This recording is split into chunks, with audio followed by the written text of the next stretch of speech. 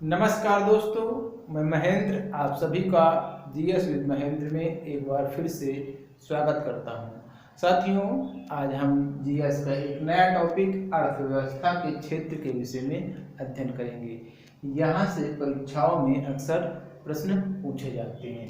अभी की हाल ही में हुई 2022 की पेट परीक्षा में जो है यहाँ से प्रश्न पूछा गया, जो मैं इसके अंत में बताऊंगा कि उसका प्रश्न क्या था। तो पहले इसको शाब्दिक रूप से सिंपल लैंग्वेज में समझ लेते हैं कि अर्थव्यवस्था के क्षेत्र क्या है। देखो साथियों, अर्थ का मतलब होता है पैसा और व्यवस्था मतलब उसको कमाने के तरीके कह सकते हो या उसकी व्यवस्था कहाँ से अर्जित किया जाए वो क्या होती है, व्यवस्था होती है। अब पैसा कमाने के क्षेत्र या कह सकते हो आय सृजन करने के क्षेत्र कौन से हैं। ठीक है साथियों, तो हमारे क्रियाकलापों के आधार पर या हमारी कार्यों के आधार पर आय सृजन के जो मुख्य रूप से हैं वो 3 क्षेत्र हैं और उन 3 क्षेत्रों को क्या कहा जाता है, उनमें उनको क्षेत्रों को कहते हैं क्या है, सेक्टर कहते हैं। क्या कहते हैं, सेक्टर कहते हैं। उनको 3 क्षेत्रों में बांटा गया हमारे क्रियाकलापों के आधार पर, प्राथमिक क्षेत्र, द्वितीयक क्षेत्र और तृतीयक क्षेत्र। तो शुरुआत करते हैं प्राथमिक क्षेत्र यानी कि प्राइमरी सेक्टर। इसके अंतर्गत वो आते हैं चीजें जिससे जो सिंपल लैंग्वेज में आप कहें कि जो प्रकृति पे हम लोग डिपेंडेंट रहते हैं या प्राकृतिक चीजों पर हम लोग डिपेंडेंट रहते हैं, वो प्राथमिक क्षेत्र के अंतर्गत चीजें आती है। जैसे हम लोग कृषि करते हैं, मत्स्य पालन करते हैं, खनन होता है। खनन का मतलब कोयले का खनन हो या किसी धातु का खनन हो, वो सारी चीजें इसके अंतर्गत आती हैं। ठीक है, और कृषि से संबंधित कार्य, मत्स्य पालन, पशुपालन, जितनी भी चीजें हैं वो क्या आती हैं, प्राथमिक क्षेत्र के अंतर्गत आती हैं साथियों। ठीक है, अब इसमें एक प्रश्न पूछा जाता है, जो लोग नहीं पढ़े हो तो उनके लिए बहुत ही कठिन होता है कि जैसे जो इस क्षेत्र में जो श्रमिक काम कर रहे हैं उनको क्या कहा जाता है या उसमें संलग्न श्रम को क्या कहते हैं।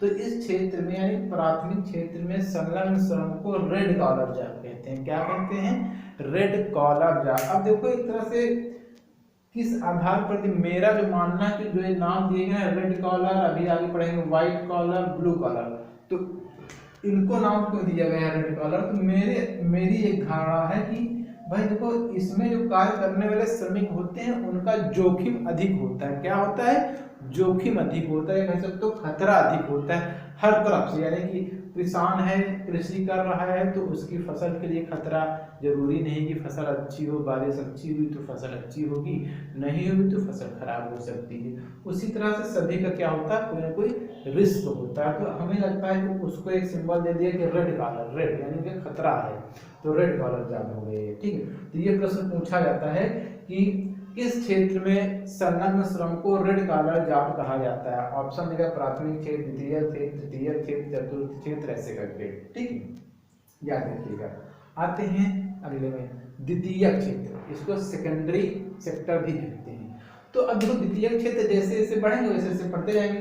प्राथमिक क्षेत्र में से खनन हो रहा भैया, लोहे का खनन, सोने का खनन, चांदी का खनन, ठीक, सब चीजों का खनन हो रहा है।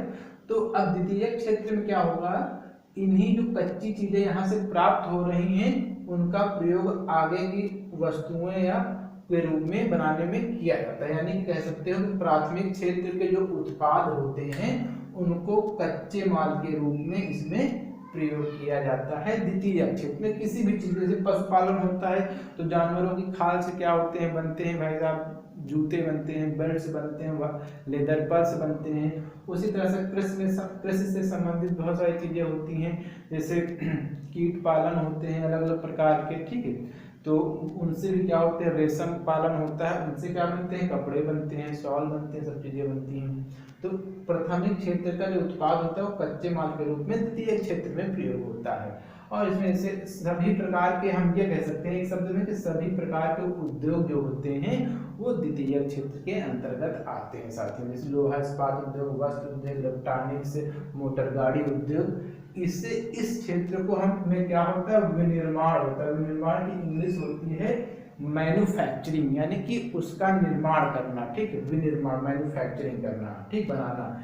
इसे औद्योगिक क्षेत्र भी कहा जाता है द्वितीय क्षेत्र, जो कि मैं जाहिर सी बात है पता चल रहा है कि उद्योग ज्यादा यहाँ पर विकसित हो रहे हैं।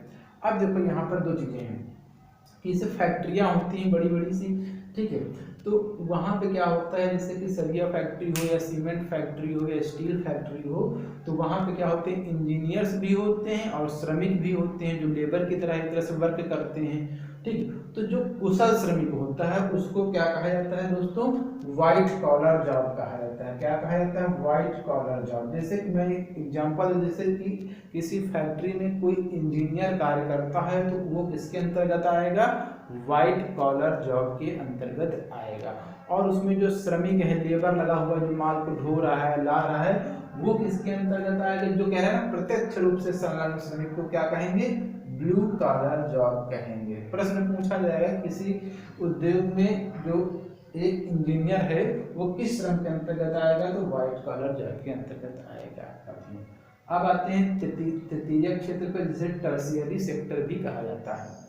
इसमें क्या होता है, सेवाओं का सृजन होता है, जैसे बीमा, बैंकिंग, शिक्षा, पर्यटन, यानी कि सर्विसेज इसमें प्रोवाइड की जाती है। हम लोग किसी चीज़ को उत्पादन नहीं करते, जैसे कि मैं डॉक्टर बन गया, मास्टर बन गया, तो मैं क्या करूँगा, अपनी सर्विस दूंगा, लोगों को पढ़ाऊंगा, ठीक। उसी तरह से बीमा में भी क्या होते हैं, एजेंट होते हैं, मैनेजर होते हैं, सभी प्रकार के होते हैं, ठीक। तो इसीलिए इसको क्या है, सेवा क्षेत्र भी कहा जाता है, ठीक।